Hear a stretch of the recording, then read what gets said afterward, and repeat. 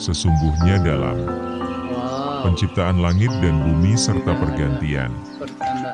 malam dan siang terdapat tanda-tanda kebesaran Allah bagi orang yang berakal, yaitu orang-orang yang mengingat Allah sambil berdiri, duduk, atau dalam keadaan berbaring, dan memikirkan tentang penciptaan langit dan bumi, seraya berkata, "Ya Tuhan kami, tidaklah Engkau menciptakan semua ini sia-sia." Maha suci Engkau. Lindungilah kami dari azab neraka.